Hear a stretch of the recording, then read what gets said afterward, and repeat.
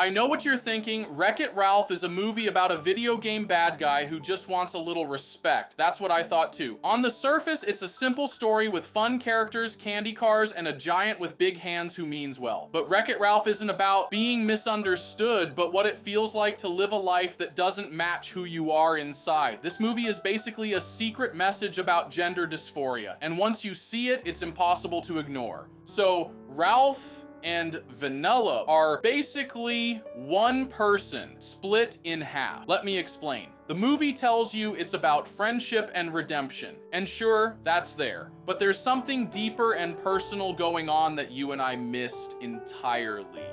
Ralph's pain, his loneliness, Vanellope being called a glitch, the way both of them fight to be seen.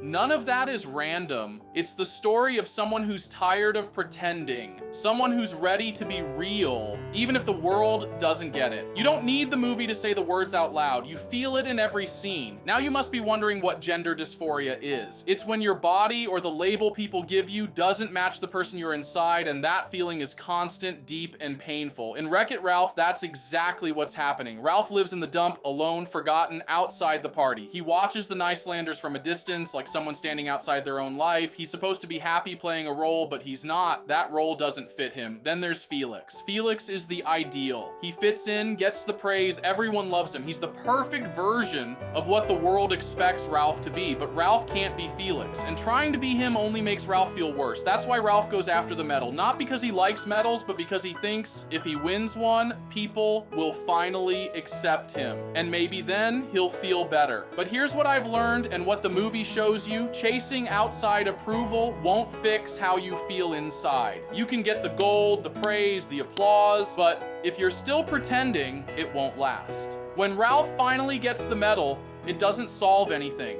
It doesn't change how the Nicelanders treat him. It doesn't make him feel more like himself, because the problem isn't what other people see, it's what he sees when he looks in the mirror. And that's what leads him to a support group. At Badanon, Ralph sits in a circle with other villains, hoping to feel seen. You'd think a room full of outsiders would understand him, but even there, Ralph doesn't belong. The others are fine being bad guys. Ralph isn't. His pain is different. He's not upset because people don't like him. He's upset because he doesn't like the role he's stuck in. And when even the misfits don't understand you, that's a different kind of loneliness. Then he steals the cherry from another game and hides it like it's something dirty. That cherry represents him. It's a secret part of himself from somewhere else, somewhere sweeter and softer, something that doesn't fit in his world, so he hides it. When Ralph goes into hero's duty, everything changes. Suddenly, he's in this scary war zone game filled with explosions, armor, and shouting. It's the most manly place in the arcade, and Ralph tries to fit in by acting like someone he's not. He puts on the suit, talks tough, follows the script, but it doesn't work. He's awkward, scared, and totally out of place, because deep down, Ralph isn't that guy. He's performing, trying to be what the world says a real man should look like: tough, silent, dangerous, but the more he leans into that role, the more it falls apart. It's not who he is. It's just a suit that doesn't fit. Even in real life, the transgender women, that might mean pretending to be the kind of man the world expects: strong, aggressive, emotionless. It's never them. Ralph's time in hero's duty ends in chaos. And that's the truth of it. Performing masculinity to please others only pushes you further from who you are. In Ralph's world, there's one big rule you don't break: don't go Turbo. Turbo was a character who tried to leave his game and take over another. It didn't go well. His selfish move ruined everything, and he became the biggest villain in arcade history. But this idea of going Turbo, it's a warning. It's what people say when someone steps outside the role they were given, when they break the system, when they stop pretending.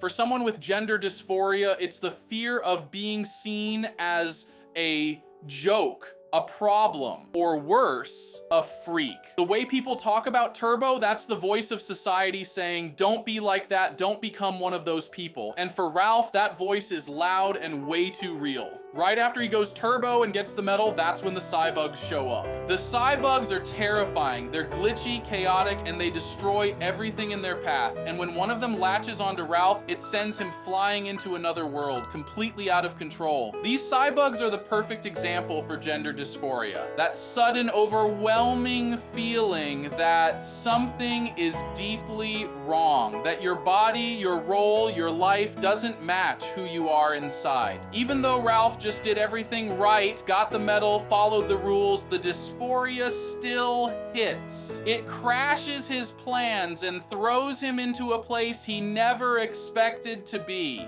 Ralph crash lands in Sugar Rush, a world made of candy, pink frosting, and little girl racers. It's bright, sweet, and soft. Everything Hero's Duty wasn't. And he hates it. Why exactly? Well, because Sugar Rush is a symbol of everything he's been afraid to look at. Femininity, softness, sweetness, and himself. And when he meets Vanellope, he sees her as what's inside of him. Vanellope is loud, awkward, glitchy. She's everything Ralph doesn't understand, but everything he's connected to. The more they talk, the more it becomes clear Vanellope is Ralph. She's the part of him that's been hidden. The part he's been running from. And when Vanellope teases him, "Why are your hands so freakishly big?" she's not really making fun of him. She's pointing at the parts of herself that feel out of place too. Vanellope doesn't have it easy either. Her life has the total mean girl drama. It's a real fear being rejected by the very group you hope will accept you. For transgender women, that means being pushed out not only by men, but by other women who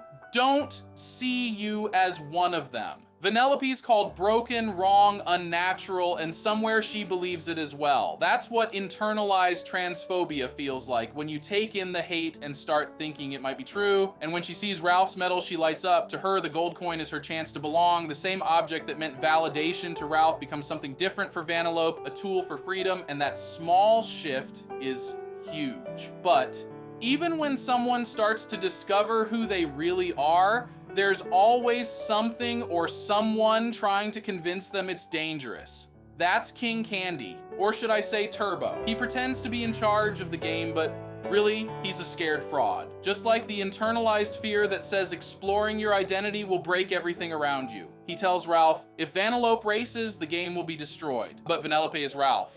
So this is Ralph telling himself that if he lets his true self exist, even for a second, his world will fall apart. Turbo is the personification of transphobia. The voice that says, don't be like them, don't go turbo, which really means don't go real. When Ralph and Vanellope build a car together, the frosting and candy wheels are the perfect makeover montage in disguise. It's a DIY gender presentation, messy, colorful, and full of mistakes. But Vanellope loves it. Ralph made it without knowing what he was doing, and somehow it still gave her joy. That's what gender euphoria feels like, the opposite of dysphoria. It's that unexpected rush of happiness when how you look or express yourself finally matches who you are inside. It doesn't have to be perfect, it just has to feel right. That's the magic of experimenting, trying things out, even clumsily, and finally feeling something click. So when she tells him that she loves the car, she's basically saying she likes this version of herself. And Ralph feels that too, because again, they're the same person. The car is the expression of identity crafted with care, even if neither of them fully understands it yet, which is what makes the next part so devastating. When Ralph smashes the car, he's not destroying her dream, he's destroying his identity, because that car was Vanellope, and Vanellope is him. King Candy didn't do it, Ralph did. He listened to the fear, the gatekeeping, the you'll ruin everything lie, and he broke the one thing that made him feel whole. After he goes back to his old life, medal in hand, completely hollow. That's what repression looks like. You follow the script, do everything right, achieve the goal you were told would make you happy, and yet you feel nothing, because you're pretending to be someone you're not. Ralph tried to erase the part of himself that didn't fit the mold, the softness, joy, and in doing so, he lost the part that made him feel alive. And when he sees Vanellope's face on the side of the arcade machine, proof she was never a mistake. She was always part of the system, just hidden. That's the moment he understands. The lie wasn't in her, it was in the rules. The idea that she didn't belong was manufactured to keep things neat, simple, and controlled. But identity isn't neat. It's layered, messy, and real, and what he thought had to be suppressed was actually the most authentic part of him. He's not broke. She's not a glitch. They're not errors. They're the update the system was afraid of. When Ralph has to face Turbo, he's facing all his inner demons. The internal voice that always said, if I become her, I'll ruin everything. I'll be a joke, a glitch, a monster. Ralph might might look like a story about video games and friendships, but beneath the pixels, the story conveys the idea of identity, acceptance, and the courage to be seen. If this changed how you see the movie or made you feel something you didn't expect, let me know in the comments. I'd love to hear what you saw in Ralph's story.